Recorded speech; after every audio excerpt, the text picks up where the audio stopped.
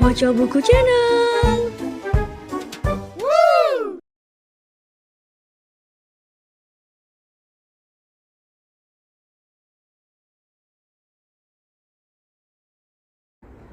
Sinematografi.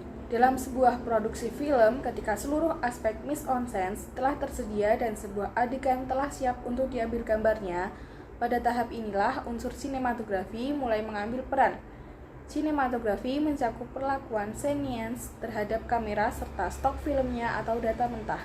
Seorang seniens tidak hanya sekedar merekam sebuah adegan semata, namun juga harus mengontrol dan mengatur bagaimana adegan tersebut akan diambil, seperti jarak, ketinggian, sudut, lama pengambilan, dan sebagainya. Setelah selesai, hasil rekam gambar tersebut juga belum sempurna tanpa proses akhir pada stok filmnya. Seniens juga seringkali menggunakan efek visual atau pewarnaan yang membutuhkan proses khusus pada tahap pasca produksi. Dalam bab ini, kita akan membahas bagaimana aspek sinematografi mampu berperan aktif mendukung naratif serta estetik sebuah film. Unsur sinematografi secara umum dapat dibagi menjadi 3 aspek, yakni kamera dan film, framing, serta durasi gambar. Kamera dan film mencakup teknik-teknik yang dapat dilakukan melalui kamera dan stok data mentah filmnya, seperti penggunaan lensa, kecepatan gerak gambar, efek visual, pewarnaan, dan sebagainya.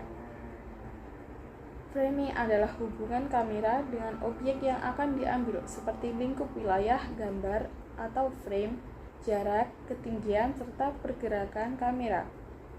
Sementara durasi gambar mencakup lama atau durasi sebuah objek diambil gambarnya oleh kamera.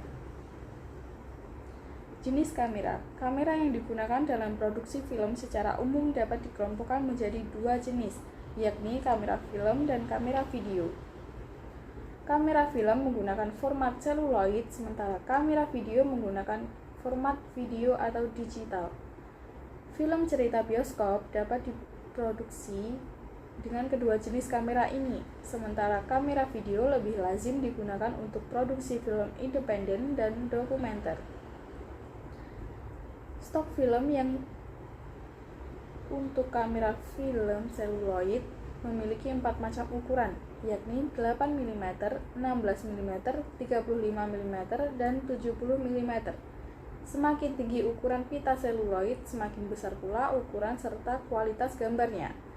Stok film 8 mm dan 16 mm biasanya digunakan untuk seniens, amatir maupun profesional, dan rasanya kini sudah hampir tidak digunakan lagi.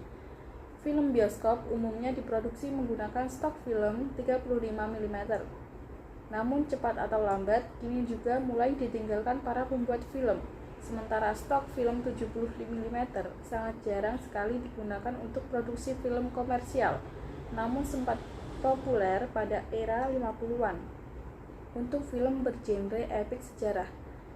Film 70 mm kini juga masih digunakan untuk produksi film IMAX dan beberapa film komersial, walau kini mulai tergeser format digital. Proyektor film seluloid juga dapat dikelompokkan berdasarkan ukuran filmnya. Proyeksi gambar hasil cetak film 35 mm tentu hasilnya akan maksimal jika diputar pada proyektor film 35 mm. Hasil cetak film yang diproduksi dengan film 16 mm setelah diperbesar atau blow up akan lebih rendah kualitasnya jika diputar menggunakan proyektor film 35 mm. Perkembangan teknologi digital yang semakin pesat membawa perubahan besar bagi aspek eksibisi di era milenium baru ini. Bioskop-bioskop komersial saat ini tidak lagi menggunakan proyektor film 35 mm, melainkan proyektor digital. Selain lebih efisien, proyektor digital juga memiliki kelebihan karena kualitas gambar akan selalu terjamin seberapa banyak pun film yang diputar.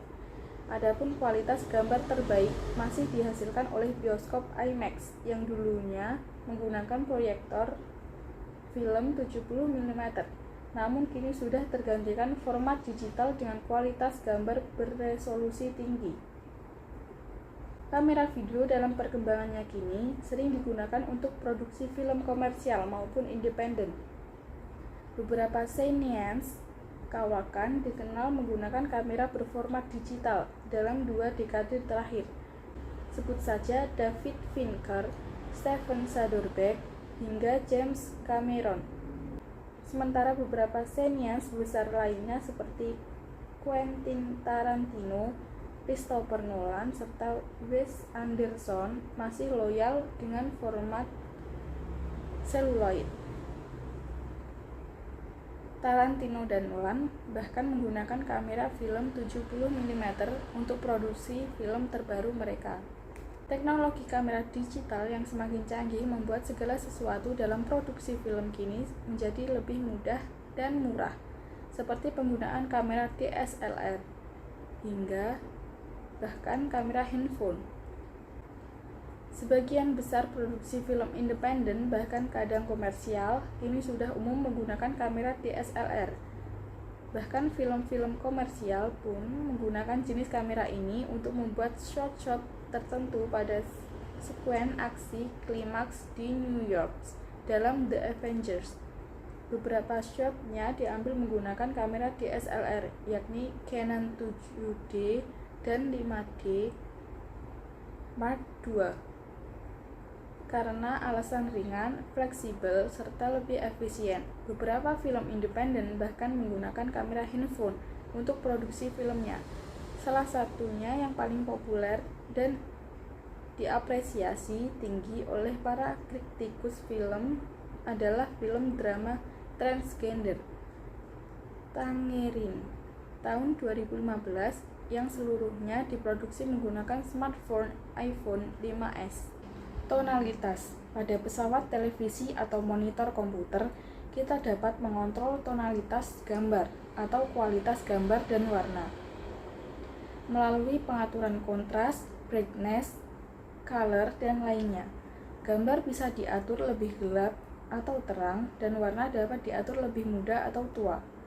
Hal yang sama juga dapat dilakukan seorang cineast, baik menggunakan kamera film maupun digital.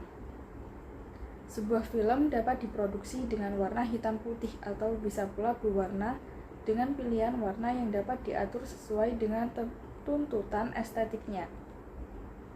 Pembuat film mampu mengontrol kualitas visual ini melalui stok atau data mentah filmnya, pengaturan diafragma, serta bermacam prosedur lainnya. Kontras dan brightness. Kualitas kontras dan brightness sebuah gambar memiliki motif beragam dalam sebuah film. Hal ini tentu tidak lepas dari proses pewarnaan atau color grading dalam tahap pasca produksi sebuah film. Kontras dan brightness umumnya tergantung dari tema dan genre filmnya, walaupun tidak ada tuntutan baku dalam penggunaan film. Film bergenre fantasi, fiksi, ilmiah, komedi, atau film bertema keluarga umumnya cenderung memiliki gambar lebih kontras atau lebih terang daripada film horor, misteri, atau drama. Aspek kontras dan brightness juga sering kali digunakan untuk membentuk adegan yang bernuansa mimpi atau fantasi. Berbeda dengan pewarnaan film secara keseluruhan. Ketika minuman James Bond telah dicuri oleh sang musuh dalam Casino Royale, pada adegan berikut, ton warna gambar filmnya menjadi lebih kontras dan terang untuk menggambarkan status fisik tubuhnya yang terganggu. Warna. Di era film bisu, sebuah teknologi warna dalam film muncul. Unsur warna dapat ditambahkan dengan menggunakan proses tinting, toning, atau hand coloring. Proses tinting dan toning memberi warna langsung pada seluruh frame gambar pada pita filmnya. Adegan untuk malam hari umumnya berwarna biru. Adegan perang atau elemen api biasanya berwarna merah. Sementara untuk adegan interior umumnya berwarna kuning. Sementara hand coloring merupakan proses pewarnaan secara manual pada hasil cetak filmnya. Teknik ini seringkali hanya memberi warna pada beberapa bagian gambar saja, seperti api, letusan senjata, lampu, atau pakaian. Semua teknik di atas sudah tidak lagi populer setelah teknologi warna muncul pada era 1930-an. Namun, biaya produksinya kala itu masih sangat mahal. Setelah teknologi warna muncul, beberapa film mulai menggunakan warna atau motif tertentu. Tercatat, The Wizard of Oz mampu menggunakan teknik ini secara inovatif. Pembuka filmnya menggunakan warna hitam putih, namun ketika Dorothy tiba di alam fantasi Oz, semuanya berubah menjadi penuh warna.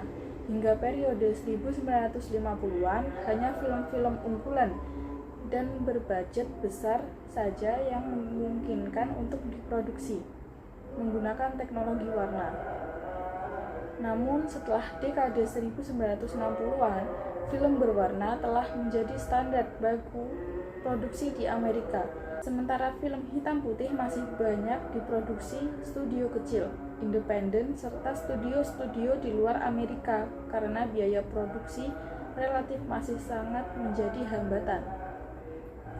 Sejak era 1970-an, hampir semua film sudah mampu diproduksi berwarna karena teknologinya yang semakin terjangkau. Teknik hitam putih tidak lantas ditinggalkan, namun justru menjadi salah satu pilihan estetik bagi pembuatan film. Teknik hitam putih lazimnya digunakan untuk adegan kilas balik dalam filmnya. Beberapa film yang dirilis awal era 1980-an diproduksi seluruhnya hitam putih karena alasan estetik. Sebut saja Manhattan, Raging Bull, dan Elephant Man. Hingga kini pun beberapa film masih menggunakan teknik ini sekalipun umumnya berlatar kisah masa lalu, seperti The God German, The White Ribbon, dan Ida.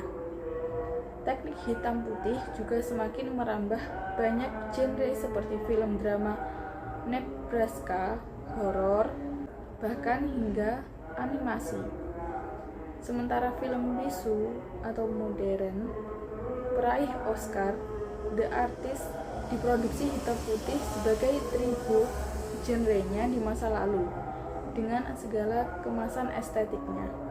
Sesuai dengan genre, tema, cerita, atau selera seniensnya, lazimnya setiap film memiliki ton warna gambar yang berbeda.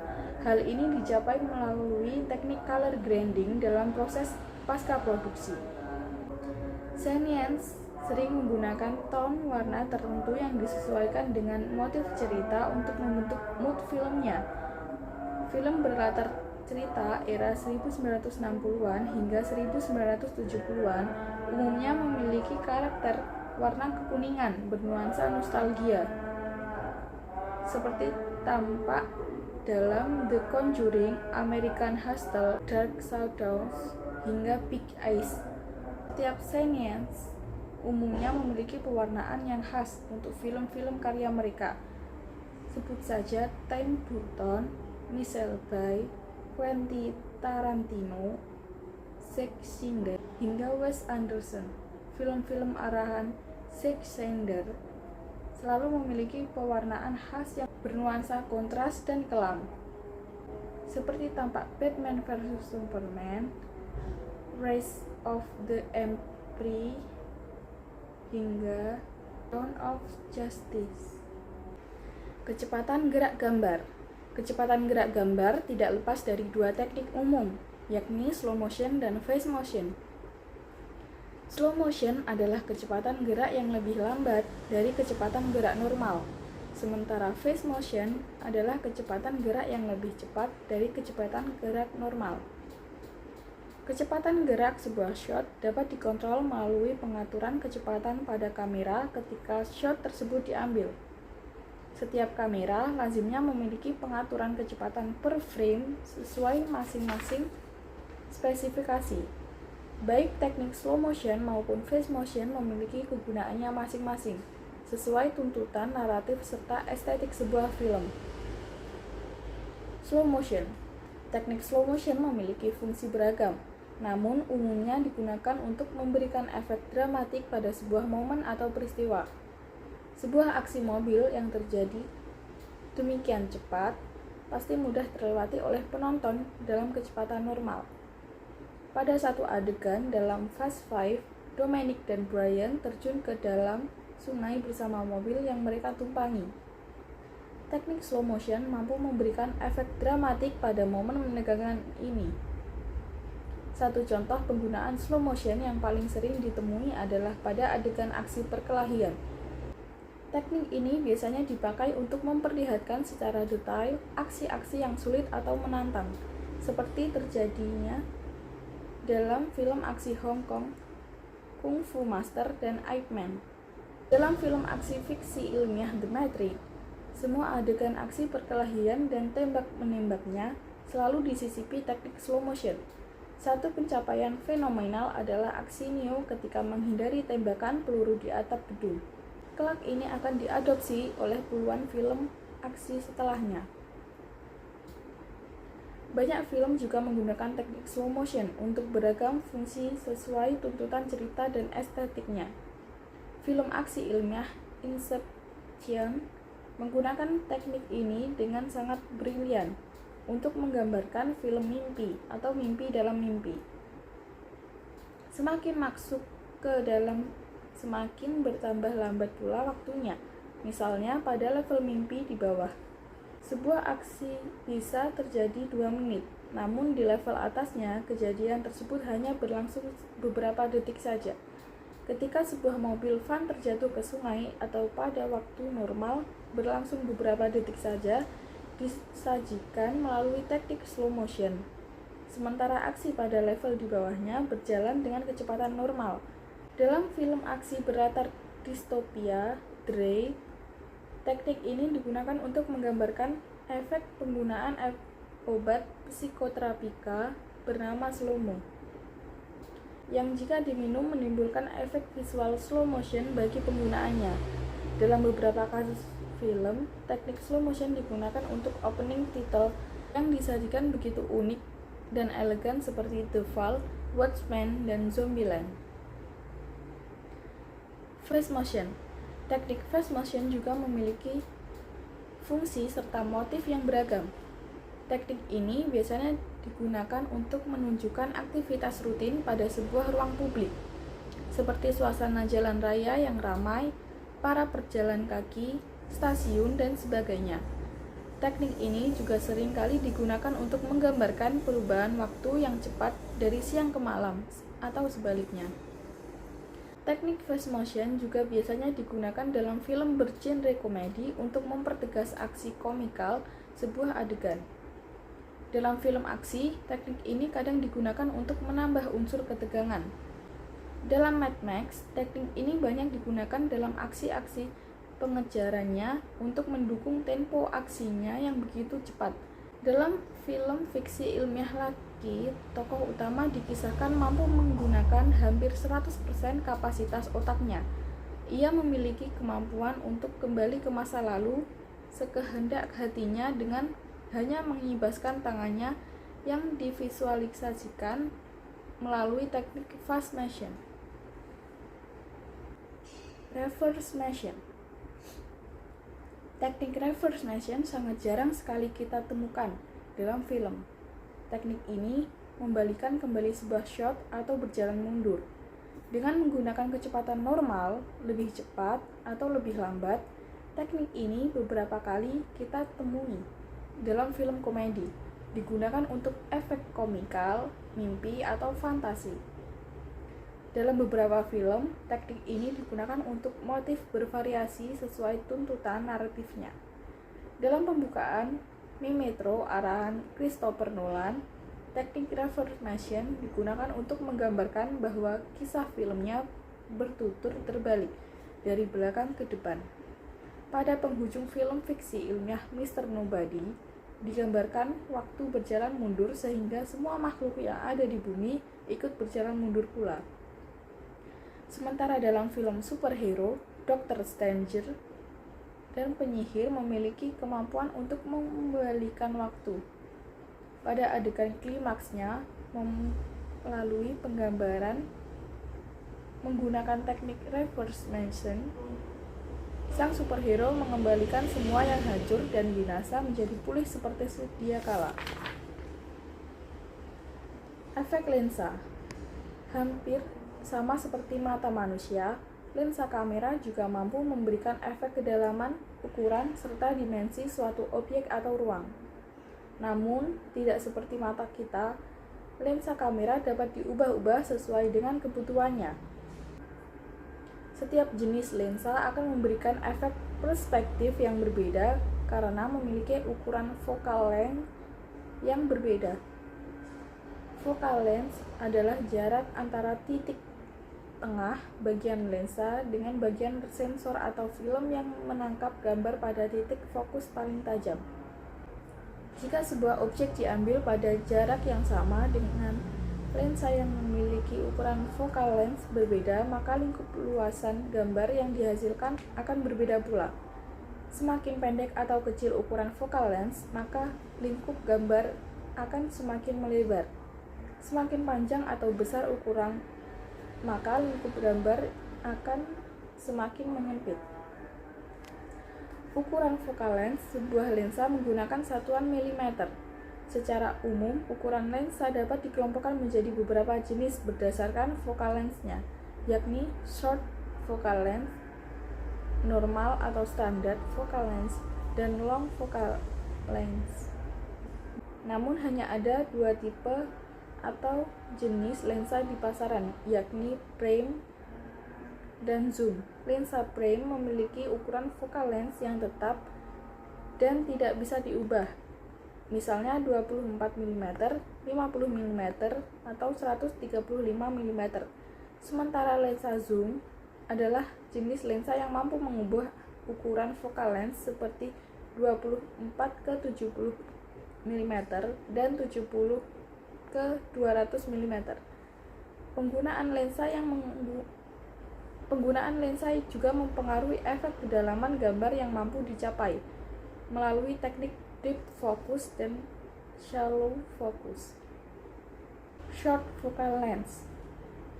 Lensa ini akan membuat objek terlihat lebih jauh dari jarak sebenarnya. Ruang yang sempit akan terlihat lebih luas dari ukuran sebenarnya, sementara sebuah objek akan tampak lebih tinggi dari sebenarnya. Lensa jenis ini sering digunakan untuk pengambilan jarak jauh untuk memperlihatkan panorama atau landscape secara luas, seperti sering dijumpai dalam film petualang atau epik sejarah. Penggunaan lensa ini dalam jarak dekat akan membuat efek distorsi. Wajah manusia akan tampak aneh. Wajah tampak lebih besar dan hidung menjadi lebih panjang. Semakin kecil ukuran lensa, maka efek distorsi akan semakin terasa. Penggunaan lensa ini juga membuat jarak menjadi lebih jauh dari sesungguhnya, dan objek tampak lebih cepat membesar ketika mendekat. Efek ini seringkali digunakan untuk adegan aksi, seperti pengejaran dan perkelahian tangan kosong. Efeknya akan membuat pukulan tampak lebih dahsyat atau bertenaga. Beberapa seniors juga dikenal menyukai penggunaan lensa ini dalam produksi film mereka, seperti Terence Malick, Alfonso Cuarón, Alejandro, hingga Wes Anderson. Alejandro yang meraih piala Oscar untuk sutradara terbaik dalam filmnya menggunakan lensa ini sepanjang filmnya. Efek distorsi seringkali terlihat sepanjang filmnya. Normal focal length. Tidak seperti dua jenis lainnya, lensa yang memiliki normal focal length menghilangkan efek distorsi perspektif, atau dengan kata lain, memberikan pandangan seperti layaknya mata manusia tanpa menggunakan lensa. Efek yang dihasilkan natural.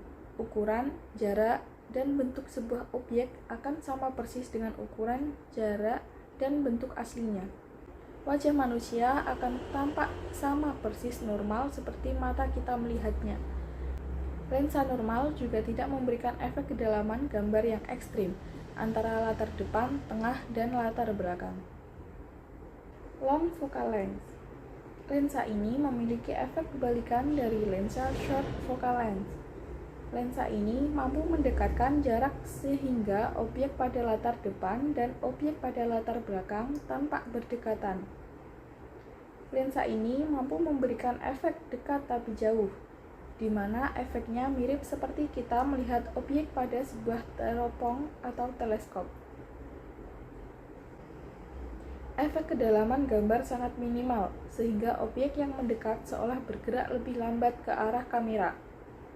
Pada satu adegan dalam film Spino's Tinker Tailor Soldier Spy, terlihat dua orang tengah berjalan di landasan pacu.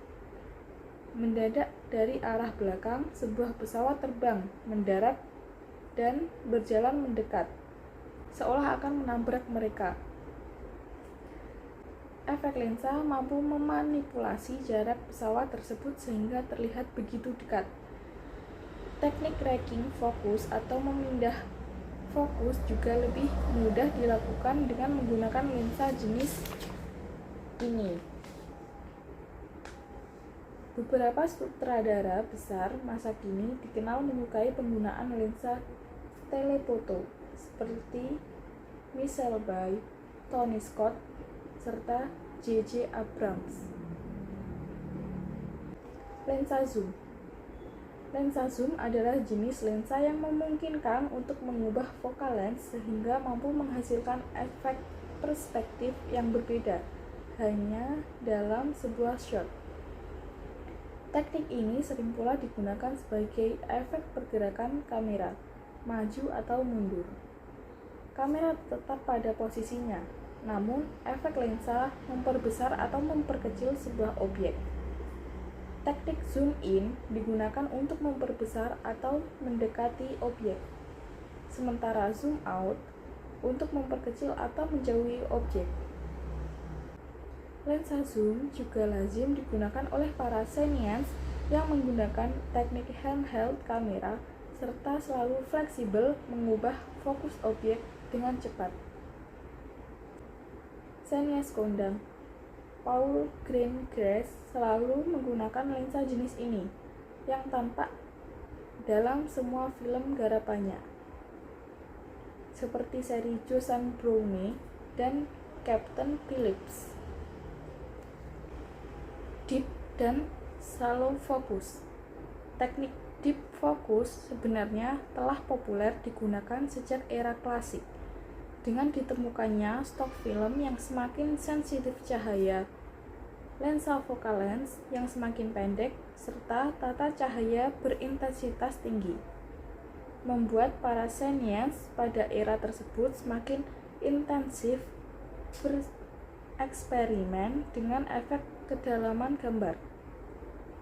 Teknik ini mampu menampilkan gambar yang sama fokusnya dari latar depan hingga latar belakang. Cineast era klasik rata-rata menyukai penggunaan teknik deep focus, seperti misal Orson Welles, Kenji Mizoguchi, hingga John Ford. Berjalannya waktu, cineast masa kini sudah sangat jarang yang menggunakannya. Wes Anderson adalah salah satu dari sedikit cineast yang menggunakan teknik deep focus secara dominan dalam filmnya. Sementara teknik shallow focus atau sering juga diistilahkan raw focus adalah kebalikan dari teknik deep focus. Shallow focus menampilkan salah satu latar depan atau latar belakang saja yang fokusnya tajam. Jika latar depan tampak tajam, maka latar belakang tampak kabur. Demikian pula sebaliknya. Sementara racking focus adalah teknik memindahkan fokus dalam sebuah shot antara latar depan dan latar belakang. Umumnya teknik ini digunakan untuk mengubah penekanan aksi dalam sebuah shot dan hampir semua cineast pasti melakukan ini dalam film mereka. Dalam The Hateful Eight arahan Quentin Tarantino, pada salah satu shot adegan pentingnya, kamera memindah fokusnya untuk menampilkan latar belakang yang memperlihatkan seseorang yang menuangkan racun ke dalam teko berisi kopi.